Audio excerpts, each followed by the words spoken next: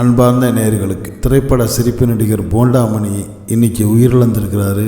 போண்டாமணின்ட்டு அவரை எல்லாரும் கூப்பிட்டாலும் அவருடைய உண்மையான பேர் கீர்த்தீஸ்வரன்.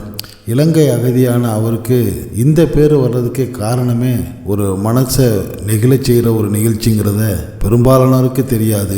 அது என்னங்கிறத இப்போ நம்ம இந்த காணொலி மூலியமாக தெரிஞ்சுக்குவோம். போண்டாமணியோடைய சொந்த ஊர் இலங்கையிலேருந்து அகதியாக இந்தியா வந்த போண்டாமணி தான் கொண்டு வந்த காசை பூரா செலவழிச்சிட்டு உணவுக்கு வழி இல்லாமல் ஊர் சுற்றி திரிகிறப்ப அவரை பார்த்த ஒரு சிலர், நீ சினிமாவில் நடிக்கலாமேப்பா, உனக்கு நல்ல வாய்ப்பு வரும்னு சொல்ல அதுவே அவருக்கு ஆசையை தூண்டி ஒவ்வொரு ஸ்டுடியோவாக வாய்ப்பு கேட்டு அலைஞ்சிருக்காரு. கையில் இருந்த காசெல்லாம் செலவான பிறகு சாப்பிட வழி இல்லாத போண்டாமணி சில சில்லறை காசுகளை வச்சுக்கிட்டு ஒரு நாளைக்கு ஒரே ஒரு போண்டாவை வாங்கி தின்னுட்டு கொலை அடியில் வர்ற தண்ணியை குடிச்சிட்டு தன்னுடைய பசியை ஆத்திருக்காரு. இப்படி பல நாட்கள் அலைஞ்சிருக்கப்ப அவருக்கு ரொம்ப உறுதுணையாக இருந்தது அந்த போண்டா தான். சினிமா துறையில் அவர் நுழையிறப்ப பல ஸ்டுடியோவில் வாய்ப்பு கேட்டும் கிடைக்காத சூழ்நிலையில் 1991 வருடம் பாக்கியராஜ் இயக்கி நடித்து தயாரித்த பவுனுதாங்கிற படத்தில் பாக்கியராஜ் தான் அவருக்கு